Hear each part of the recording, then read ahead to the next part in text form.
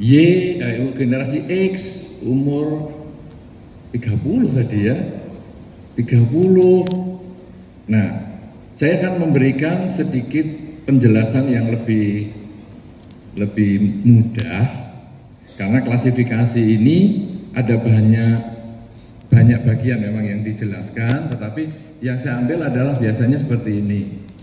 Kita mengambil tahun 60. Kenapa 60 itu diambil? Karena saya pas lahir itu. Jadi bagi Anda yang lahir tahun 60 berbahagialah, karena ini dijadikan pedoman oleh beberapa ahli psikologi ya, karena ini nanti ada berhubungan dengan pola pikir sebetulnya generasi-generasi tersebut, klasifikasi generasi. Sebelum tahun 60 itu orang-orang di sana di luar menyebut baby boomer ya, baby boomer. Jadi itu yang mengalami kesulitan-kesulitan karena perang. Ada di sini yang lahir sebelum tahun 60? Ada? Sebelum lahir 60? Ya, itu adalah hasil produk peperangan. Ya, sebelum tahun 60. Termasuk tahun 58, 59 itu Anda klasifikasinya baby boomer. Kemudian 60 sampai 80. Nah, ini dia. Generasi X 60 sampai 80. Saya kebetulan 60, Pak Po saya kira 63. 68. 68 tuh Pak Po. Jauh sekali jaraknya sama saya. 8 tahun. Ya.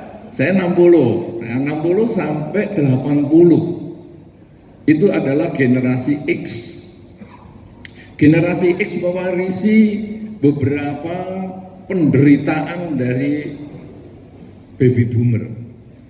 Kita yang generasi X ini masih sering kena kemucing di punggung, ya, di pangkal paha bagian belakang sini, di pipi, di tabok, jewer sampai berdarah. Ini generasi X. Saya kira Pak Pung mengalami juga itu, ya. Karena beliau saya kira masa kecilnya juga cukup meriah untuk memusingkan orang tua, ya. Jadi pasti kita yang generasi X ini dapat pengalaman itu.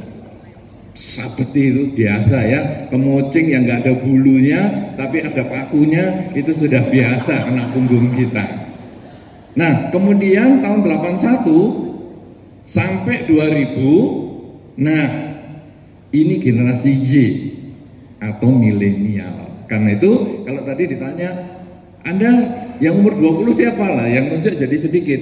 Tapi kalau sekarang Anda ditanya, Anda yang lahir tahun 81 sampai 2000 siapa? Ayo, nggak ada yang nunjuk kan? Coba tunjuk dulu yang agak lama. Lebih banyak sekarang. Ternyata atas Silani ini juga generasi milenial nih. Bante Guna juga milenial ya. Ya, itu klasifikasinya 81 sampai tahun 2000. Kemudian yang disampaikan oleh Pak Po, generasi Z 2001 sampai 2010. Ada di sini 2001 sampai 2010. Anda, oh ya, ada juga generasi Z hari ini Mas kumpul di sini. Oke, ya 2001 sampai 2010. Kemudian generasi Alpha tadi adalah 2011 sampai sekarang. Ada yang 2011 sampai hari ini? Loh, mungkin bayi, mungkin di dalam kandungan, nah itu ada yang tunjuk jari. Nah, saudara-saudara, itu adalah klasifikasinya. Kenapa dibutuhkan klasifikasi itu? Karena untuk memahami tiap generasi itu ada kelebihan dan kekurangannya masing-masing. Kalau kata-kata peribahasa yang sangat umum di luaran adalah mengatakan Setiap zaman ada orangnya, setiap orang ada zamannya. Tidak lama lagi generasi Y ini akan menggantikan generasi X. Kenapa saudara? Karena generasi X yang lahir tahun 60-an seperti saya ini hari ini sudah 60 juga umur saya. Ya. Dan manusia ini umurnya sampai berapa sih? Kita kalau nggak ada pengganti-penggantinya seperti Bante Gunaseno dan lain-lain ini, nanti kita habis, berhenti. Tetapi karena tadi yang sudah didoain sama Pak Pur, ya Bante Gunaseno harus berterima kasih karena doanya Pak Pur ini manjur sekali. Ya, didoakan kalau awet selalu bertahan di dalam dharma, karena betul-betul mereka nanti yang generasi milenial ini akan melanjutkan apa yang sudah dilakukan oleh generasi-generasi yang sebelumnya. Nah, saudara-saudara, jadi tiap zaman ada orangnya, tiap orang ada zamannya. Ada masa-masa tertentu kita ini sudah nggak cocok, generasi-generasi X ini sudah nggak cocok dengan cara-cara yang baru. Misalnya HP touchscreen. Saya melihat kalau generasi-generasi Y, touchscreen itu enak sekali. Bisa sambil ngomong-ngomong bisa ngetik. Kita sudah apa itu bahasanya, melotot begini, mencet masih meleset. A jadi S, S jadi A. Wah, salah terus. Saya merasa jempol saya sama Bante Gunaseno ini ya enggak beda jauh besarnya, tapi kenapa dia bisa tepat? Saya meleset. Ya, Anda yang alami itu generasi X-nya, ya, nah, berarti kita senasib. Sehingga kadang-kadang kita merasa, aduh, aku ini sudah nggak cocok ini rasanya ya hidup di dunia yang milenial ini. Nah, saudara-saudara, gaya hidup memang beda. Saya kadang-kadang lihat umat pacaran itu juga bingung. Zaman saya masih muda, melihat orang pacaran itu gandengan saja malu loh. Ya, Anda yang generasi X sudah ngalami itu, kalau mau gandengan, dengan gandengan. Mau diajak nyabrang bareng, apalagi kalau cowoknya yang ngajak gandengan, yuk saya gandeng. Kayak mobil gandengan saja, pikirannya tergandengan apa? Tapi kalau sekali lihat sekarang di zaman yang milenial ini, anak-anak muda pacarannya itu aduh, sampai saya lihatnya malu sendiri. Maksudnya malu kenapa saya lahir duluan itu. Cobanya lahir belakangan.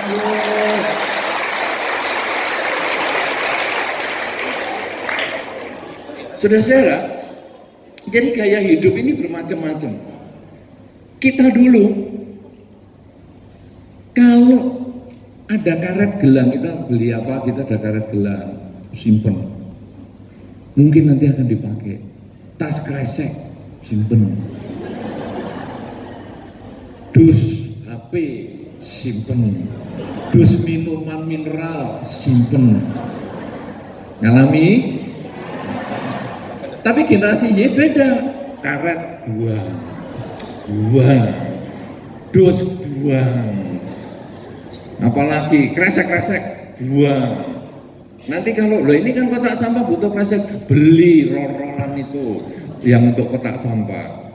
Sehingga kadang-kadang kita menjadi, wah rasanya hidup ini udah tidak tepat ini saudara.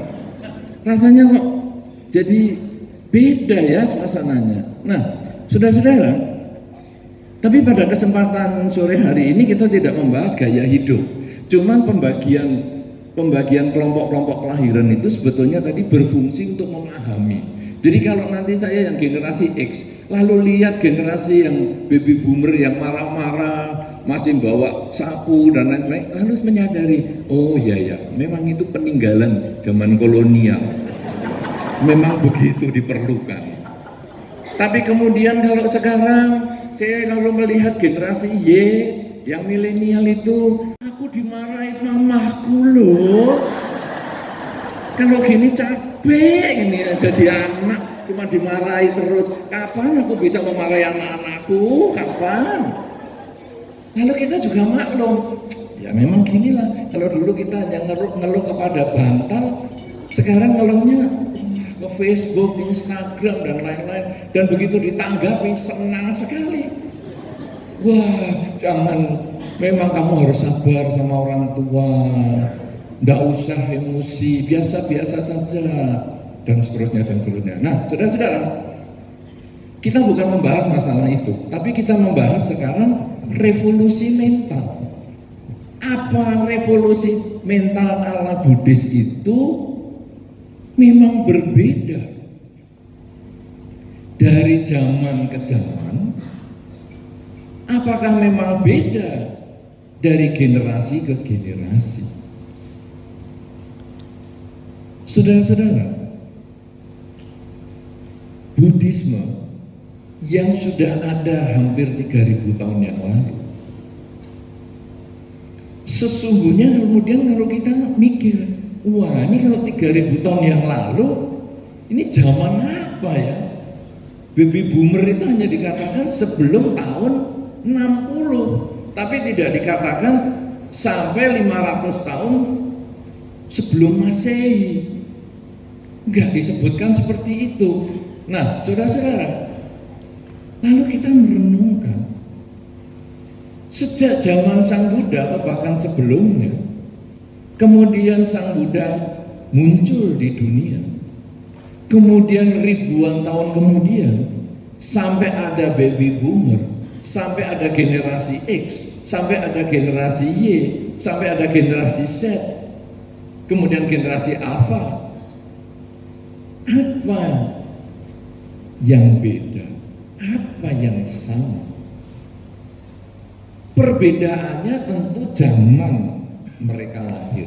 Yang tadi sudah saya sampaikan beberapa kali, tiap zaman ada orangnya, tiap orang ada zamannya. Tetapi tentu ada yang sama.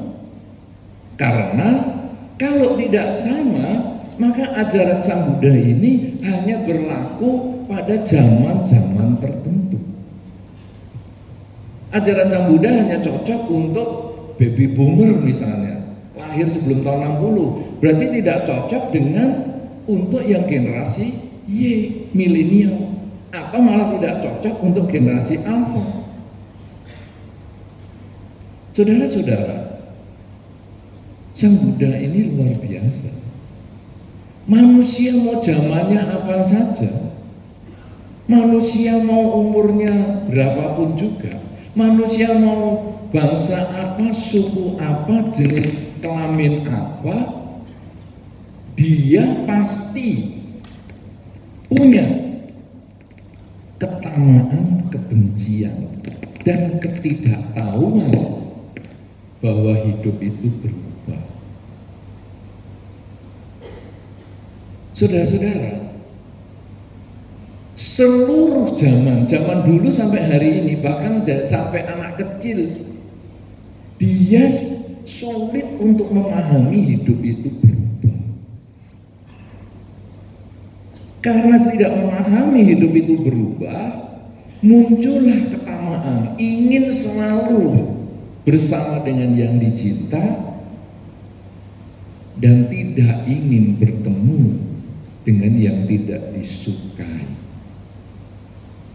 Oleh karena itu saudara-saudara, Anda mungkin mengalami, Anda mungkin melihat anak-anak kecil yang baru mainannya dipinjam.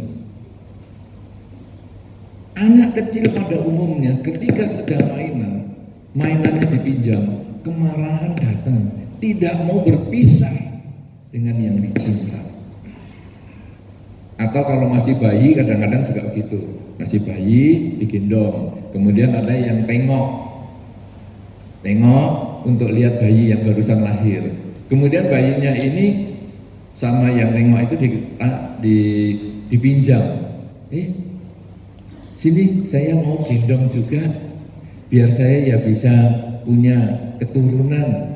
Mungkin mereka sudah cukup lama, tidak punya keturunan, saya pengen gendong juga kamu dalam 1 tahun kok sudah langsung melahirkan kembar lagi. Wah, saya pengen siapa tahu ketularan. Lalu dipinjamkan bayinya. Begitu dipinjamkan, nangis. Pernah mengalami Anda? Pernah melihat yang seperti itu? Ya, langsung nangis. Kenapa? Tadi padahal waktu digendong ibunya baik-baik saja, digendong bapaknya baik-baik saja. Tapi kenapa digendong orang lain langsung menangis? Karena dia berpisah dengan yang dicinta. Dia senang dengan ibunya, dia tahu bau ibunya. Makanya dia begitu pisah, dia langsung nangis. Kenapa saya katakan bau ibunya? Kenapa saya katakan bau bapaknya? Anda tahu, anak-anak kalau ditinggal orang tuanya dan nangis, bayi yang ditinggal mamanya atau bapaknya pergi misalnya kerja atau keluar kota nangis, bagaimana cara menenangkan? Dikasih bajunya. Dikasih bajunya. Jadi dikasih bajunya itu sudah senang sekali dan sudah tidur dengan tenang. Kenapa? Karena baunya. Dia sangat akrab dengan bau itu. Nah, saudara-saudara, begitu diberi bau yang berbeda, pisah dengan yang dicinta, stres. Nah, saudara-saudara, kalau demikian, apakah itu bayi, remaja, dewasa, tua, apakah itu generasi milenial maupun sisa dari kolonial, ternyata semuanya sama, punya ketamaan yang sama, punya ketidaksukaan ketika berkumpul dengan yang dibenci yang sama, dan semua itu disebabkan karena ketidaktahuan. Saudara-saudara, kalau kita sudah memahami ini, sekarang mau zaman apa saja, mau kapan saja, sebetulnya ajaran Sang Buddha ini akan tetap bermanfaat. Sekarang, bagaimana supaya manusia itu memahami hidup yang tidak kekal? Supaya setelah dia memahami hidup yang tidak kekal, dia mencapai tujuan revolusi mental, seperti yang tadi disampaikan oleh Pak Hongji pada saat pembukaan. Bahwa dia bisa menjadi orang yang punya komitmen, dia bisa bekerja sama dengan lingkungannya, dia menjadi orang yang penuh semangat, punya tujuan hidup, berdedikasi, ya, berintegritas dan lain sebagainya. Bagaimana sekarang? Setelah orang itu memahami ketidakkekalan, bisa tumbuh mentalitas semacam itu.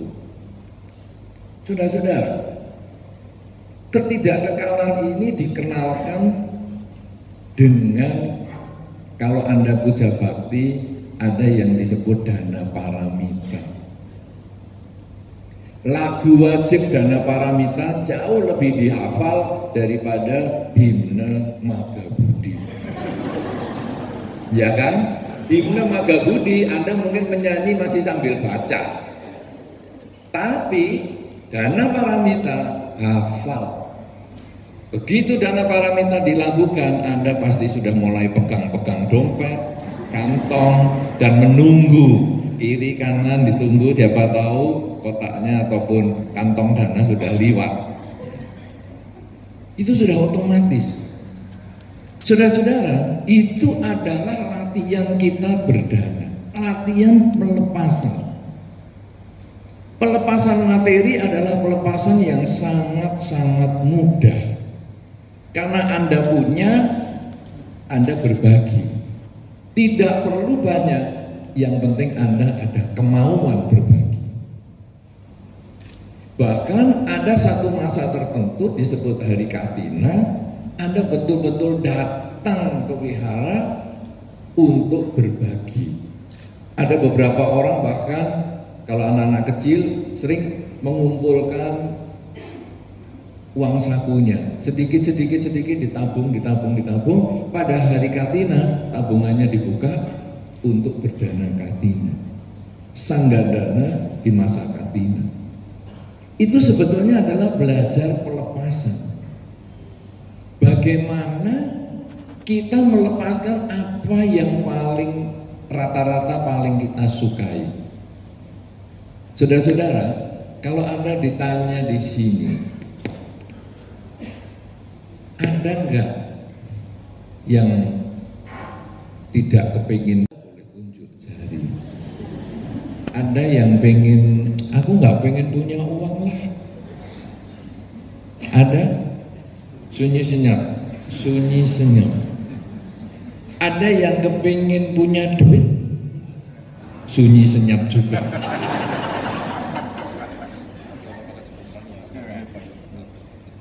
Ada yang kepingin enggak kaya, sunyi senyap. Ada yang kepingin kaya,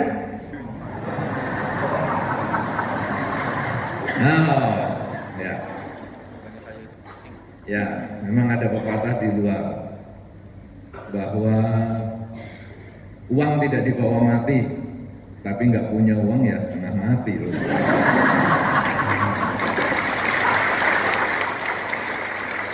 Nah, saudara-saudara, Anda tadi sepakat bahwa Anda membutuhkan uang, padahal sebetulnya uang itu kalau kita lihat itu apa? Sebetulnya hanya nilai tukar tertentu saja. Itu hanya alat. Dulu saya punya garam, dia punya beras. Gimana ya?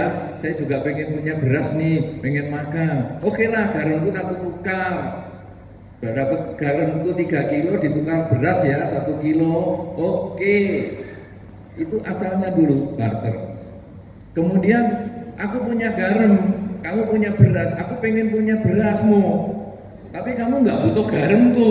Gimana ya? Ya sudah lah, aku gantilah berasmu itu dengan satu nilai tertentu. Nah inilah jadi uang, jadi membeli beras. Saudara-saudara, sebetulnya uang hanya alat, tetapi kadang-kadang kita diperalat oleh uang itu. Kita kadang mati-matian kita cari duit. Pagi, siang, sore, malam mikirin duit terus. Sampai kita stres sendiri. Nah, saudara-saudara, siapapun juga Anda, ketika Anda pusing uang ataupun tidak, ketika pergi ke wihara dan ada kebaktian, lagu Dana Paramita dijalankan, dinyanyikan, Anda yang pusing-pusing duit itu tetap loh mengeluarkan duit. Nah masalahnya yang dikeluarkan berapa itu urusan lain. Keluarkan berapa, dimasukkan dan ngambil berapa kita nggak tahu. Jangan bikin karma buruk. Ya, jangan bikin karma buruk. Jadi ya sudahlah saya masukkan ini. Pokoknya ada nilainya. Saudara-saudara, sesuatu yang Anda pertahankan, sesuatu yang kadang Anda jadikan tujuan hidup, kadang sesuatu yang Anda perjuangkan selama ini, pada saat hari puja bakti Anda mempersembahkan sebagian. Pada saat hari Katina Anda juga mempersembahkan sebagian. Ini di dalam Dharma Anda dilatih seperti itu. Sehingga pada saat Anda dilatih seperti itu, lalu timbul satu ketika masalah, misalnya Anda beli roti, kemudian rotinya rusak karena saking senengnya sama roti ini disimpan di lemari, disembunyikan biar nggak diambil anak dan sebagainya, malah kita lupa sendiri dan akhirnya rotinya berjamur. Biasanya kalau kita melihat roti yang kita sukai itu berjamur, timbul stres. Ya sayang, harganya mahal, aku uangnya kesulitan, ini kok malah berjamur, stres. Tapi kita yang sudah biasa berdana tadi, entah itu puja bakti ataupun katina, pada saat kita itu melihat roti itu rusak, ya sudahlah dibuang. Anggap saja 18 minggu berdana. Ya nggak tahu dananya berapa, saya nggak tahu rotinya berapa harganya. 18 minggu tidak berdana paramita. Saudara-saudara, mulai timbul pikiran kesetaraan di sini. Bahwa nilai saya ini yang sudah rusak ini bisa saya terima sebagai 18 kali puja bakti. Pernah Anda terpikir seperti itu ketika barang rusak? Sudah pernah terpikir itu? Baju rusak, sepatu hilang, ya sepeda motor rusak, mobil, penyok, kemudian ke bengkel dan lain sebagainya. Pernah Anda terpikir sama dengan sekian kali berdana paramita? Pernah belum? Belum. Bagi yang belum, timbulkan pola pikir itu. Karena berarti Anda pola dananya masih belum masuk ke dalam batin. Ya, ketika Anda kemudian masuk ke dalam batin, sudahlah, anggap aja berdana. Tapi kalau Anda tidak berpikir itu, jengkelnya itu yang ada. Iya, mobil rusak, baru beli, rusak. Tapi begitu, ya sudahlah, dibengkelin sekian ratus ribu, anggap aja sama dengan sekian kali dana paramita. Saudara-saudara, ini kemudian masalah materi yang tadi berdana paramita itu ternyata berubah sekarang.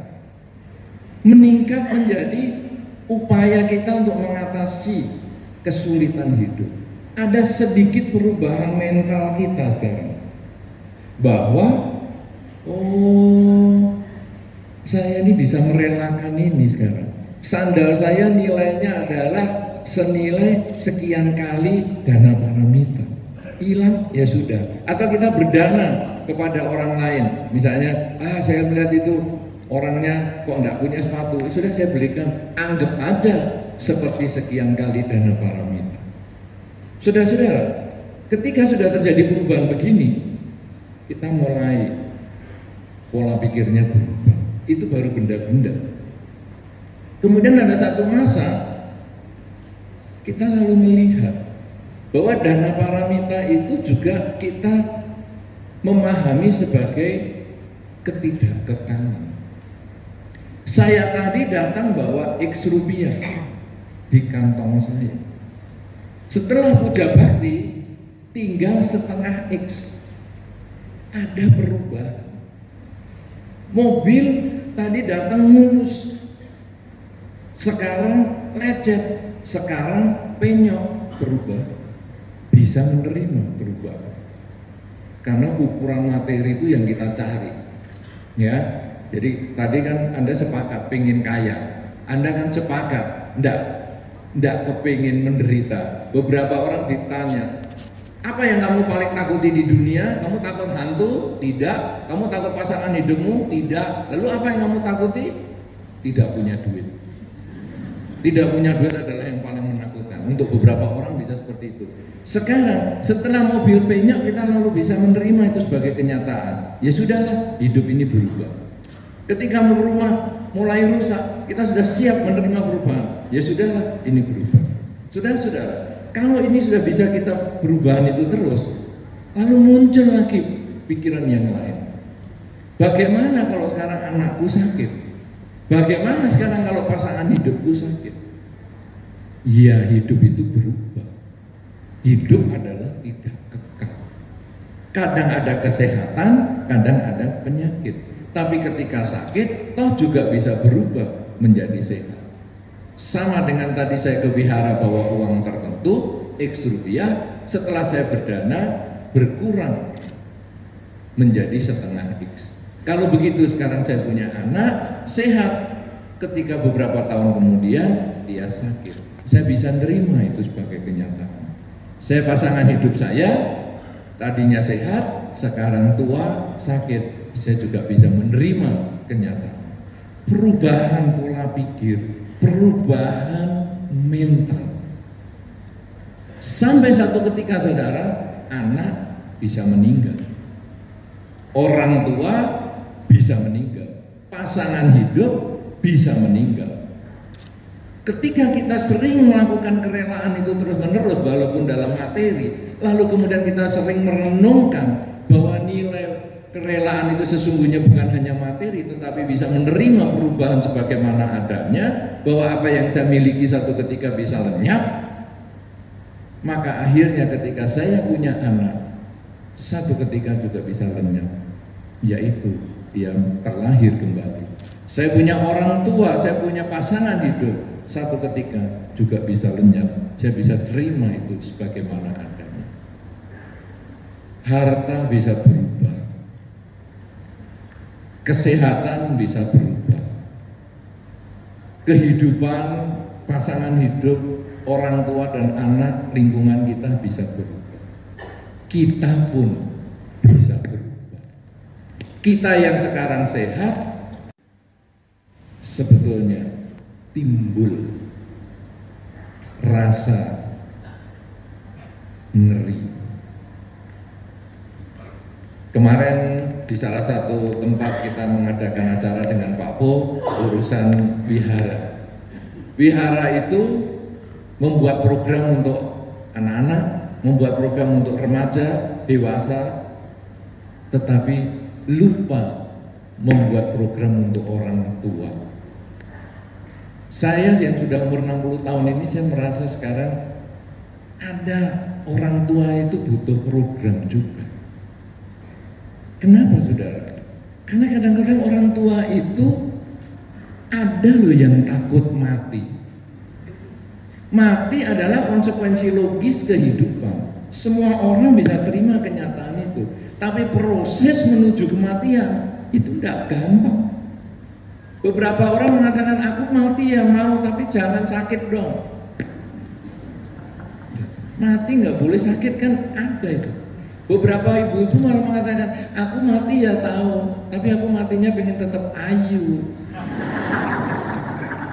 Ada lagi konsep-konsep seperti itu. Nah, saudara-saudara, akhirnya orang ketika tua itu takut pada kematian, takut menghadapi kematian. Wihara kemudian memberikan tuntunan ataupun bimbingan. Saudara-saudara, salah satu tuntunan atau bimbingan itu yang diberikan adalah jalur dharma ini, bahwa kematian itu pasti. Cara mati bisa berbeda, tetapi cara mengisi kehidupan itu yang paling penting. Kamu boleh mati, tetapi matimu itu meninggalkan apa? Meninggalkan kebaikan atau meninggalkan riwayat kejahatan. Kalau gajah mati meninggalkan gading, manusia mati harusnya meninggalkan sejarah kehidupan yang baik. Nah, oleh karena itu saudara, ketika wihara menyantuni orang-orang yang sudah senior ataupun orang-orang yang takut mati itu, salah satunya adalah merenungkan hidup ini harus kamu isi semaksimal mungkin. Ketika kamu masih hidup, jangan menanamkan kebencian kepada orang lain.